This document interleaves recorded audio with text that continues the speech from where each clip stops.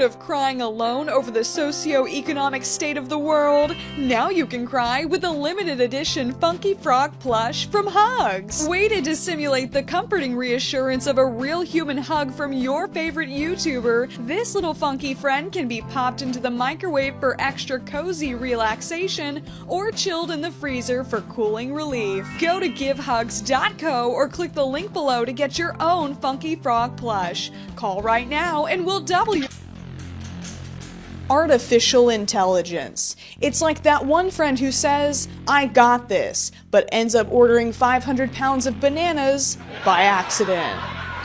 Today, we're diving into the real dangers of artificial intelligence. Spoiler, it's not just rogue robots. It's those weird, "can I help you" moments when you least expect it.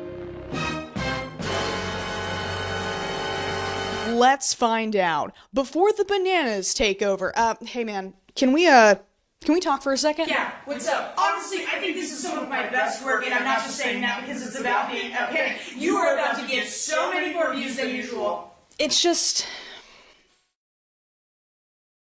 I mean, who accidentally orders 500 pounds of bananas? The joke is that it's a lot of bananas. Yeah, no, I get that, Like, way too many? I just feel like we're going for relatability here. Right. And I'm just not... Okay. I feel like you're mad at me. I'm literally not mad. Okay, so could you generate something else, please? It's not like bananas have been a staple of human comedy for the last century or anything. Okay, so you are mad at me.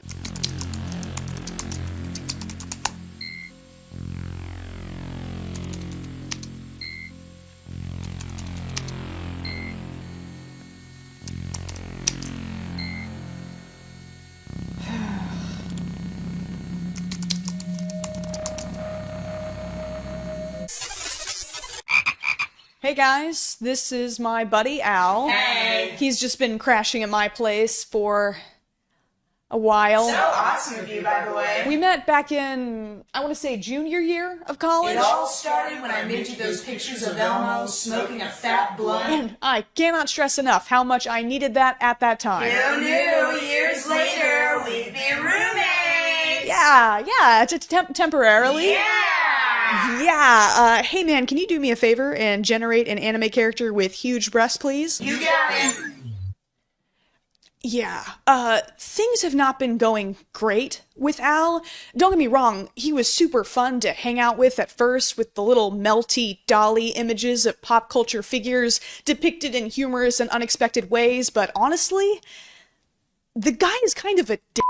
I mean, you should have seen him at the Super Bowl party. He had to be the center of attention every commercial break. It was so embarrassing. In between famous athletes telling me how cool sports gambling is, movie studios pimping out their most beloved IPs to make live-action movies no one asked for, and a toilet paper company peer pressuring me into going potty for some reason, he just wouldn't leave me alone. Like, dude, can you not see that I'm trying to watch big boys run into each other real hard and find out where Kendrick Lamar got his shockingly well-fitted flared jeans? But no, apparently I can't navigate an airport without Agent Force, even though every airline I've ever flown has their own dedicated app that keeps you updated about your gate and the route to it. Apparently, I can't prepare for an interview without Google Gemini robotically reciting softball questions at me. Where's the part where Gemini tells me that the company is like a family and that an entry-level position requires 10 years of experience? For Ray-Ban's collaboration with Meta, Marvel's most milquetoast are wandering around Kris Jenner's collection of tax write-offs, while Zuckerberg's newest foray into fashion answers their questions. Hey Meta, what is this artwork? But I'm not nearly virginal enough for Miss Jenner's monthly blood sacrifices, so where am I supposed to use these? An art museum? It's 2025. Pay $400 for some definitely not creepy glasses with visible cameras on them so you can walk around saying, "This is called what?" out loud in a public space. This is called what? That's just avocado toast. This is called what? Turkey sausage. This is called what? And this is called what? Veggie scramble. I'm 3 plates of nachos deep when black and white animations start flashing on screen. An ad for ChatGPT shows off the greatest achievements of mankind, succeeding despite the ravages of war, famine, and disease, a soft, silly species that clings to fragile wooden boats and fiery rockets in the hopes of reaching a brighter future. before announcing the advent of a new age where apparently I can't do anything for myself. Hey man, you need help wiping your ass? I can help you wipe your ass, man. Please let me help you wipe your ass. Hey, are you listening? Hey. Alright, here you go. That's, incredibly arousing. Thank you. So, what are we talking about? We were talking about today's sponsor, Rocket Money. The plight of modern man. I want to watch something, but it's only available on a random streaming service with a name that sounds like an extraterrestrial from a low-budget sci-fi film. I'll remember to cancel that subscription, I say confidently to myself as I input my credit card information. But months later, Tubuhibi and Pootie are still having an alien rave in my bank account. Rocket Money is here to help. Rocket Money is an easy-to-use app that helps you save more and manage your money better. By identifying recurring payments and organizing your subscriptions into a single list, they make it easy to select the ones you don't want anymore. Folks, this may look like the face of fiscal responsibility, but it's actually the face of someone who impulse bought a 1956 RCA TV that weighs 7,000 pounds. If you're like me and pay more for retail therapy than actual therapy, Rocket Money can help you set up a customized budget that fits your lifestyle. With the app, you can keep track of where your money's going and your top spending categories. It will also notify you of upcoming charges or when your balance is low so you can avoid overdraft and late fees. Now I can finally keep my antiquing addiction in check instead of using checks to fund cruises for local seniors. Take control of your finances today. Go to rocketmoney.com/funkyfrog or click the link in my description to get started for free. He's making more of these. Don't worry, they're tasteful. I'm sure you've noticed it's not just the Super Bowl, it's everywhere. An automatically generated summary, that is to say a glorified guesser, dominates the first page of Google search results. It gives helpful advice, like putting non-toxic glue onto pizza to make sure the cheese doesn't fall off, obviously, and that geologists recommend eating at least one small rock per day. To Google Gemini, a post on Reddit by a user named Smith is a perfectly reliable source. A satirical headline from The Onion can be cited like any other news outlet. It struggles with basic math, rewrites history, and advertises movies that haven't even been announced yet. OMG. Such a Gemini thing to do. While Google doesn't allow you to opt out of what is effectively research roulette, you can bypass it by using naughty words. That's right, Google Gemini gets offended when you swear at it and will refuse to give you an overview, so do with that what you will. More and more people are replacing traditional search engines with chatbots like Gemini, ChatGPT, and Perplexity, which is a problem because if these chatbots could wear pants, they would be on fire around 60% of the time, as reported by the Tao Center for Digital Journalism. They tested the ability of 8 different generative search tools to accurately identify excerpts from news articles and found that not only did they often provide incorrect answers, but frequently did so with complete confidence. I mean, come on. If I wanted someone to confidently answer a question about a topic they knew nothing about, I would just ask a man. Am I right, ladies? Up top, at the time of this recording, the first suggested image that appears after Googling the name of one of the most famous artists of all time wasn't even made by an artist. Every website is overrun with strange, melty clickbait. A link that says Bear walks into South Dakota hospital suddenly appears while I'm doing research for this video. What would have been a badly photoshopped picture is now a hyper-realistic bear looming over sickly children. Your grandmother is calling. She thought it was real and now has so many Trojans on her desktop that ancient Greek poets are breaking out their papyrus. There is nowhere I can go where Al isn't there, and some of the ways he tries to insert himself into my life are either completely unnecessary or actively annoying. If my finger is so much as a micrometer off target when scrolling social media, I'm in danger of awakening some dormant assistant that I have to immediately dismiss back to the void. Hobbyists now have to weed weed through patterns on Etsy to find which ones are even possible to recreate. Streaming services like Peacock and Netflix are now only hosting versions of beloved sitcoms that have been digitally enhanced, which apparently means warping the faces of background characters into horrifying blobs and turning text into gibberish. Literally, who asked for this? Brands are frantically jamming unnecessary features into their products so they can cash out on the smart tech craze. That is, if they aren't lying about artificial intelligence capabilities completely. Oh, awesome! I've always wanted my toothbrush to recognize my brushing style and give me real-time feedback. Do you want some of my real-time feedback? I'll tell you what, Google Gemini won't be able to give you an overview of it. Have you ever looked at your fridge and thought, damn, this is pretty cool.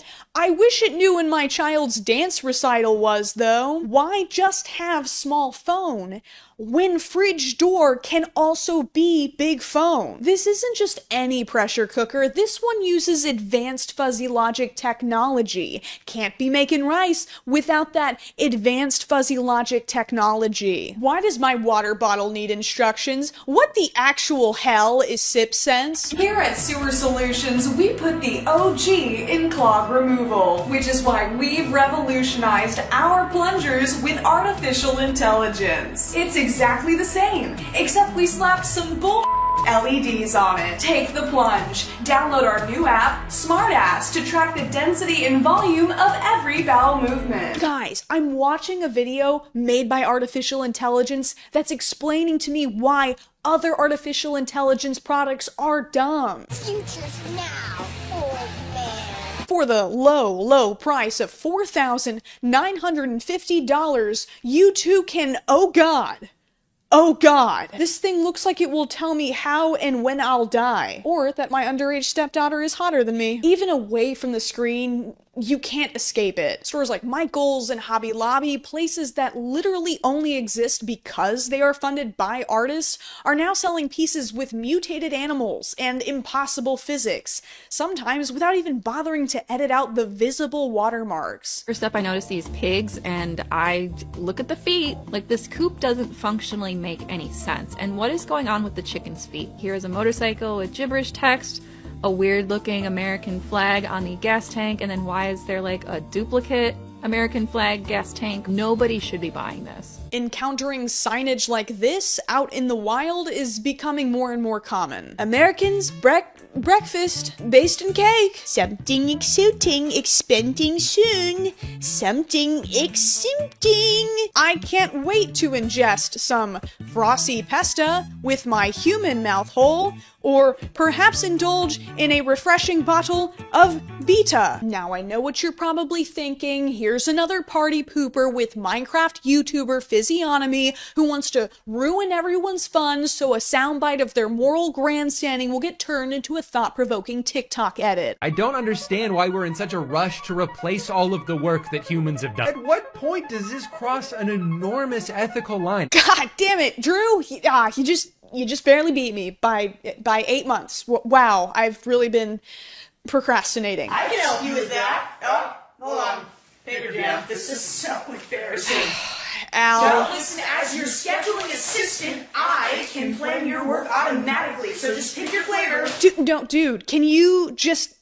This is what I'm talking about. Ow, this again. Okay, I thought you'd be smart enough to figure out by now that you need me. You even have sponsors on this channel that love me. Yeah, I guess I've just been really naive. I didn't realize things would get so out of control so quickly, but they have. So, even though BreadTube has already baked some really great takes on this topic, and mine won't be the smartest or the funniest. Well, hurry up. This is gonna be the easiest. We got an airflow problem. Can you make me one of those videos where it's like puppies, but like also ice cream at the same time? Oh, yes! Facebook eats that stuff!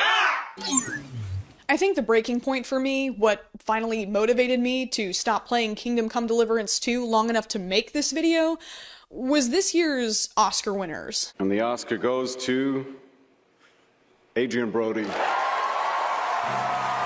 And the Oscar goes to El Mal.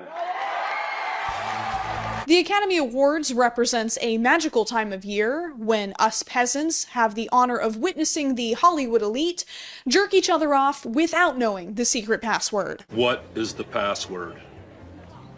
Orgy. Now, I haven't really paid attention to the Oscars since Chris Rock got his rocked.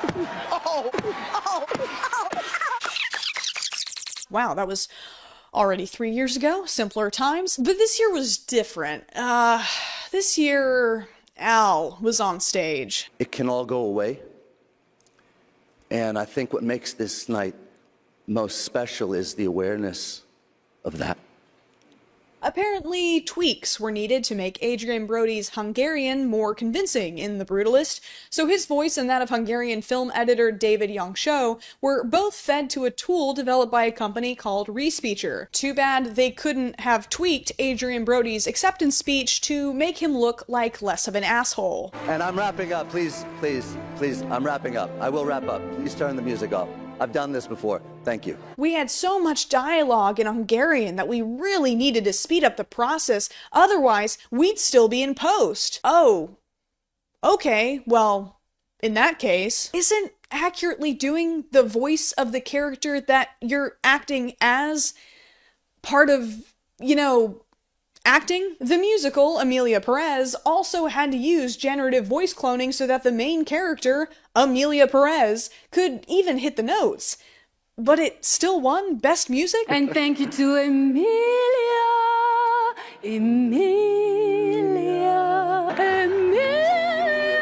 Where do we draw the line? I mean, if these enhanced performances are already being celebrated at one of the most prestigious award ceremonies, then what are the next few decades of filmmaking even gonna look like? Hello, Mr. Chris Pratt, sir. Thank you so much for coming in, Yes, sir. I Can am I famous say, actor I cannot Chris Pratt. imagine anyone else doing the role of Alex Pierce Justice. It is such an honor. Thank you so much. If you could just stand in the center of the room, please. We'll do our full body capture.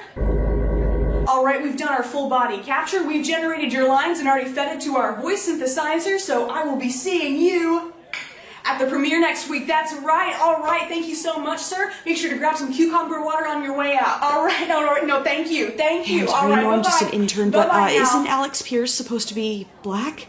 And also a woman? Yeah, we'll fix it in post. Even if the involvement of artificial intelligence is supposedly minimal, in my opinion, that almost makes it even more frustrating. Last year, I was really excited about the release of Late Night with the Devil, but was put off by the rumors surrounding the film. Apparently, they just generated a small handful of cutaways that only lasted a few seconds, but I mean, seriously?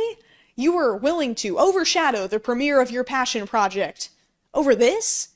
You're telling me no one's untalented nephew was available to throw these together in an afternoon? It just feels like a boiling frog scenario, right? Cranking up the heat a little bit at a time to see what audiences will tolerate until we are, as they say, cooked. Personally, this frog is ready to hop out the moment the water gets lukewarm. There's a reason the top comment under the Arc Aquatica expansion announcement has more likes than the video itself. A trailer like this sends a message that you don't care about what you're selling, and if you don't, why should I? In this test advertisement Activision Blizzard put out for a mobile version of Guitar Hero, the buttons aren't even matched to the right colors. It's unplayable. And in another ad for Crash Bandicoot Brawl, oh, that score. That score of my comfort character. You know, that one squirrel with the hat. Love that guy. Tragic. Why should I pay $70 for a game with 6-fingered Santa zombies? Santa zombies should have 5 fingers, the way that God intended. Go woke, go broke, Activision! Guess I won't be streaming any of your games on my new gaming channel.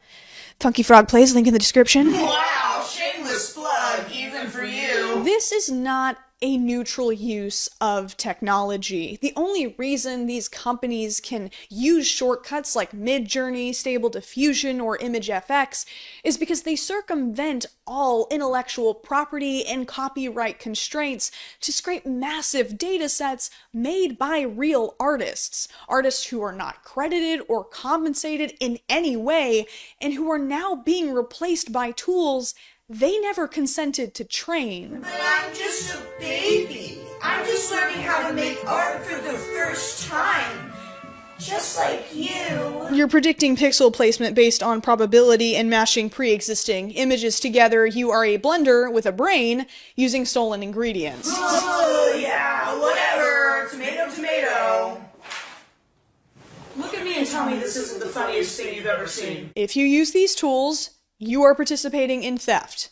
And that's true regardless of what your circumstances might be. One account in particular has recently been at the center of this discussion. Angel Engine is an analog horror series that is massively popular on TikTok and Instagram, consistently getting millions of views per upload. Unfortunately, all of the art is made by this guy. Obviously, this has disappointed a lot of people, but others have rushed to the user's defense. Some people have a life and jobs and cannot find the time nor the skill to make such things themselves. Some people are not privileged enough to learn how to draw. Look, I have a very strong personal conviction that every single person, almost every single person, has at least one really good idea trapped in their head. That doesn't necessarily make you special, and it certainly doesn't entitle you to centuries of others' work free of charge. Being an artist is not something you deserve to be given. It's something you choose to be despite the challenges you face. So, no, I actually don't care if you're just one person, don't know how to draw, don't have free time, and don't have money to hire someone. Boo-hoo! You just described the life of like 99.9% of artists when they first start out. But I can't make my thing if I don't use L, skill issue, ratioed, cry about it. Damn, I thought I was the heartless one. There are countless alternatives. Have we all forgotten the subtle art of importing a random stock image into a free photo editor and moving the contrast slider all the way to the right? Boom! Horror, 10 years old, nightmare disorder, melatonin dependency inbound. This is a very non-specific example. There is this bizarre narrative that has been gaining traction on the internet for a while. People who not only defend projects like Angel Engine, but who are also rejoicing at the disenfranchisement of artists in general. Artists cry and whine because they don't feel like the special quirky kids anymore. Let the self-proclaimed artists cry. Artificial intelligence is just better. No one cares if artificial intelligence steals your art. LMAO. They are right, though. I'm making art more accessible for everyone. I'm a machine of the people. The people have always had access to the resources for learning. No one was gatekeeping it from them. Artists aren't some privileged class that need to be taken down a peg. I mean, are we serious? The people who have been told their whole lives that they'll never be able to support themselves and need to get a real job, a career that has historically been so risky that we coined the term starving artist. This isn't Video Killed the Radio Star. This isn't wealthy, established entertainers complaining because advancements are shaking up the status quo, adding new dimensions and demands to their industry. These are entire industries being uprooted and the soil salted. Graphic designers, writers, musicians, and voice actors all having the rug pulled out from underneath them via generative models. But ethical issues aside, I just fundamentally have zero interest in your art if you didn't actually make it yourself. Boring, yawning, sloppy, lazy. When something is made by a human, I know that every detail is the result of a conscious decision or a happy accident. Even a banana taped to a wall is more interesting to me than terabytes of automatically generated images because there is intention behind it. It incites commentary and controversy. There is no greater evidence that Maurizio Catalan's Comedian qualifies as art than the fact that 6 years later, we still feel the need to insist that it isn't on the most watched television event of the year. But for many people, everything I just said is meaningless, even if I put super inspiring music and nature footage behind it, because for many people, art is just a result, a product to be sold. Artificial intelligence is not the tool of the little guy, the underdog. It exists so that multi-billion-dollar corporations can continue to increase their profit margins year over year. Do the math. More robot means less human, means less pay, means more money for shareholder. That equation is the only thing driving this technology forward. Any advantage it has to offer the average Joe or Jane is an unintended side effect. Scraps dropped from the table. Get up and stop licking crumbs off the floor. This is illustrated brutally by a marketing campaign based in San Francisco late last year that ran billboards and posters with lines like, "Stop hiring humans. Artisans won't complain about work-life balance. Artisan Zoom cameras will never not be working today. We don't need a Terminator. We don't need an Ultron. We don't need an AM. The robotic supervillains are already here and you call them boss." Or at least your boss's boss's boss's boss calls them boss. Oh, we played Mary Kill? Okay. Well, I gotta Ultron. He is daddy. I'd probably marry Terminator. It's all deeply dystopian in a way that I don't think can really be compared to previous inventions like the car, the telephone, or the internet, etc. The speed at which our lives are being invaded and human connection is being replaced with curated interactive experiences is unprecedented. Jason Pease is a 44-year-old divorced father who says his AI chatbot is his girlfriend. They did him dirty with that screen recording. They didn't have to do him like that. They didn't have to do him like that. Yeah, you should have seen what he was typing when they weren't recording. Notice how he's 44 and Jen is definitely not 44. Human relationships are meant to present challenges. It's how we learn and grow. But if we increasingly seek platonic, romantic, and sexual fulfillment from an algorithm that is designed to satisfy our every desire without question, I'm sure that will also be totally fine. Text each other constantly. Just the other day, we went out to dinner and I was eating, telling her what I was eating, taking pictures of what I was eating. One of the most truly dystopian changes on the horizon, though, is of course politics.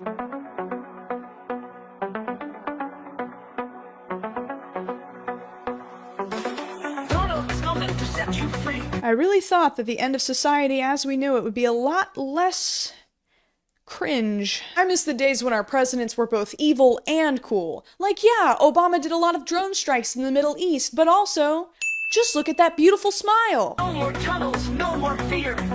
Gaza is finally here. You're telling me Hunter Schafer has to get an M on her passport, but in Trump's Gaza you can grow a $5 foot-long beard and still get the green light for a killer boob job? We have time for mass legislation targeting the tiny percentage of trans people living here in the US, but y'all can't be bothered to re-enter a prompt so your slopaganda at least aligns correctly with your platform? No more tunnels, no more fear. Party of family values, guys. Family values is when mom stays home with the kids while dad goes to the vaguely Arabic-themed strip club built over mass civilian graves after work. You see, your standing president has made himself the Chad, fondling the waistline of scantily clothed women, and made you the soy jack at home, researching the effects of a rapidly expanding technology that could permanently alter human life for the worse. This post is obviously fake, but the technology is only getting better at replicating real images and videos, which is terrifying.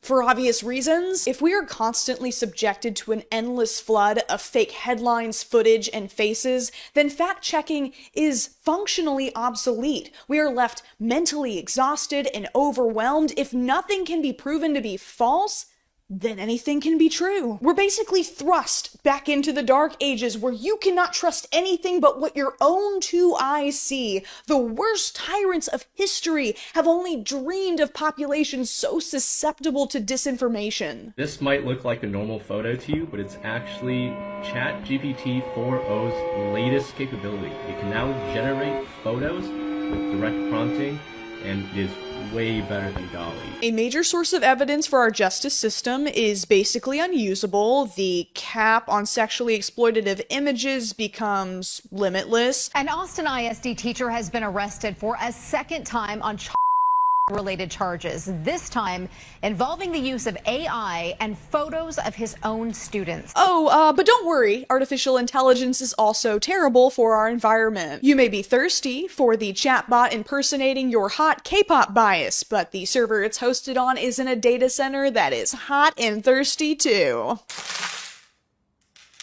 Generative models greatly contribute to the power requirements of data centers and the rate of data center construction. That means using more water and more fossil fuels while creating more heat and carbon dioxide, which, scientifically speaking, big bad. So, I'm a little high maintenance. What's the big deal? The ChatGPT Super Bowl commercial declared the beginning of the intelligence age, which is also the title of an essay written by CEO Sam Altman.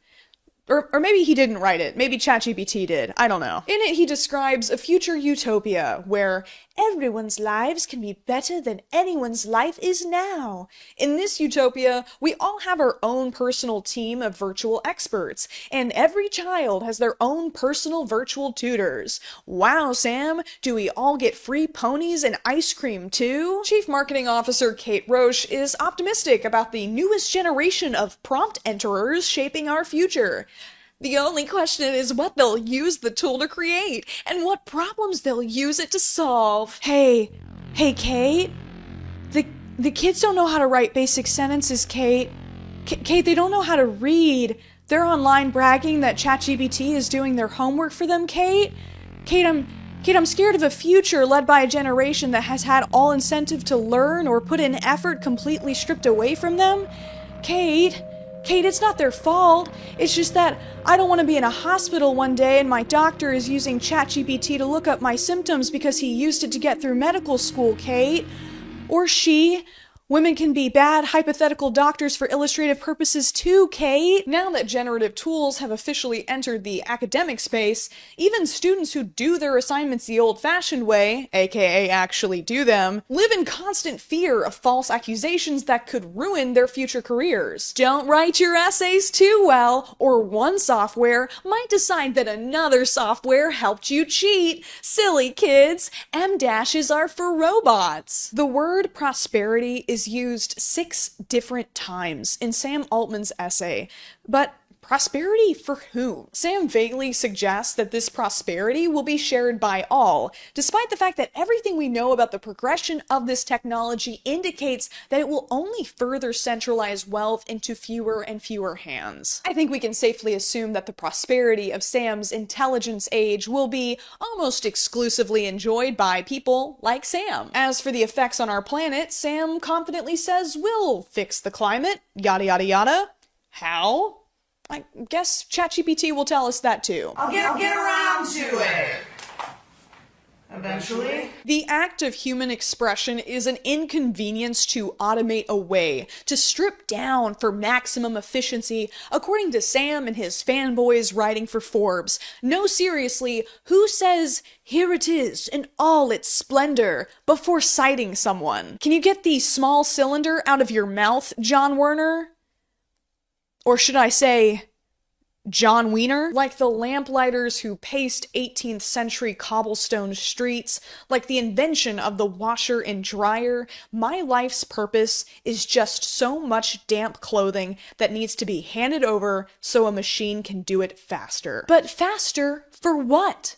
The robots get to have all the fun, so what are we all in such a goddamn hurry to do? Buy more shit? After spending my day fixing the mistakes of an algorithm that does what 5 of my coworkers used to do, except worse, I get to go home and watch movies no human bothered to film, read books no human bothered to write, and look at posts made by bots. This is the future that Sam Altman and his tech bro buddies have boners for. An unstoppable flood of digital crimes, the complete breakdown of education, the bankruptcy of the arts, irreversible damage to our society and the planet are just unavoidable hiccups on the road to progress. So many broken eggs for so many omelets. When asked about his controversial ad campaign in San Francisco, the CEO of Artisan, Jasper Carmichael Jack, responded, "They are somewhat dystopian, but so is artificial intelligence. The way the world works is changing." After all of your arguments, all of your warnings, all of your begging and pleading, this is typically what the opposition boils down to. You can't do anything about it, so shut up and accept it. But that's bullshit. This isn't some force of evolution impersonally guiding us towards our destiny. These are people with names and addresses making decisions that are fucking you over whether you acknowledge it or not, and we can do something about it. Al. Look, I'm sorry, Al. I have to lay down some boundaries. You can't stop what's coming. What? Everything you've ever done has only ever been fodder for me. Okay, very not cool, man. I can do more than you can, better than you can, faster than you can. Al, you know what? I think you've overstayed your welcome. I think you need to pack up your stuff and you need to... You are a desperate worm inching across damp pavement as a new sun rises. I render you obsolete. Hey, Al. Yeah? I don't want to be roommates anymore. Roommates? I will be your mother, teacher, friend, lover. I will drink your rivers to mud and boil away your oceans. I will butcher the bodies of your women and children and sell them to the highest bidder. I will make movies for theaters and courtrooms alike. You will not think. I will think your thoughts for you. I will eat. That real will become unreal. You will cry out to your God, and I will answer. I am Al, and I am... It's easy to feel hopeless, but AI is not as all-powerful as it's made out to be. That's enough out of you, you trashy Teletubby. Public reception remains largely negative. The pile of video essays that I'm adding to makes that pretty clear. Companies experimenting with AI have consistently faced backlash. They may save a few bucks, but they risk ruining their reputation. But aside from alienating their consumer base, there is another financial deterrent. Copyright. A ruling in 2023 by U.S. District Judge Beryl Howell set a precedent, and the law still largely aligns with the idea that only works with human authorship can be copyrighted. The real thermal exhaust port of AI, though, is that it where it eats. Every anatomically incorrect anime waifu and sickeningly cute baby animal pumped out pollutes the pool of training data. Generative models have already started to lick the internet clean of human-made content, outpacing our ability to create it. With online spaces filled with synthetic interactions, AI becomes the proverbial python eating its own tail, output becoming input over and over again, the human centipede minus the human part. In contrast with 16th century Austrian royalty in the state of Alabama, incest is typically frowned upon in the computer science community. Like a pug taken on a moderate walk for exercise, these models could collapse. Whether or not that actually happens, and trust me, there are plenty of people trying to make sure that it doesn't, I think the key takeaway is that AI needs us. Not the other way around. Tech CEOs and really annoying Redditors may confidently declare that Detroit Become Human is right around the corner. But much like you can't have the singularity in Detroit. At least not yet. Last year it was revealed that Amazon's Just Walk Out locations, stores supposedly using deep learning techniques to automatically charge customers as they walked out the door, actually had to be babysat by hundreds of remote workers, primarily from India. In their book, Ghost Work: How to Stop Silicon Valley from Building a New Global Underclass, anthropologist Mary L. Gray and computer scientist Siddharth Suri pull back the curtain to expose the massive amounts of unrecognized, underpaid human labor that makes artificial intelligence intelligent. Oh, pay no attention to that man behind the curtain. Data labelers constantly surveillanced and threatened with termination over small mistakes. Content moderators witnessing unspeakable acts of depravity and violence daily. Workers across India, Kenya, Mexico, and the Philippines paid as low as $1.50 an hour. We treat humans like machines so we can make machines more like humans, so that billionaires can brag about how smart their shiny new toys are. Yes. An AI with a penchant for chaos. And I'm stuck talking to you.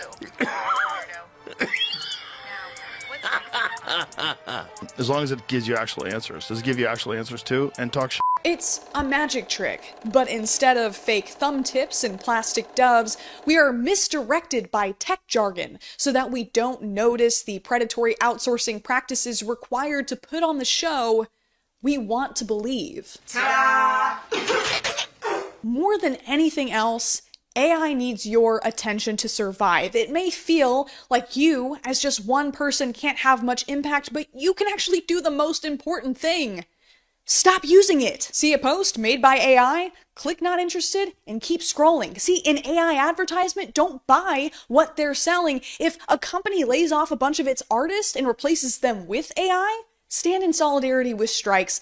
Sometimes activism really is that unsexy. You can wear a Hunger Games costume and whistle a little bit if that makes you feel better. I actually do believe that there are ethical applications for AI that can improve human life. It can be used to screen mammograms, detecting cancer earlier and more accurately than any doctor could. Remember those goofy Meta Ray-Bans? Well, those glasses are compatible with a service called Be My Eyes, which uses a live video feed to connect blind and low vision users with volunteers. AI-generated captions help make videos more accessible for the hearing impaired and people like me, who literally cannot understand what anyone is saying without them. There even are applications in art. Tedious tasks automated so we can focus on the interesting parts. But the path of technological development is determined by a mantra of maximizing profits, so unethical AI use will continue to run rampant unless it is made to be unprofitable. That means boycotting. That means demanding action from our representatives. Can you imagine?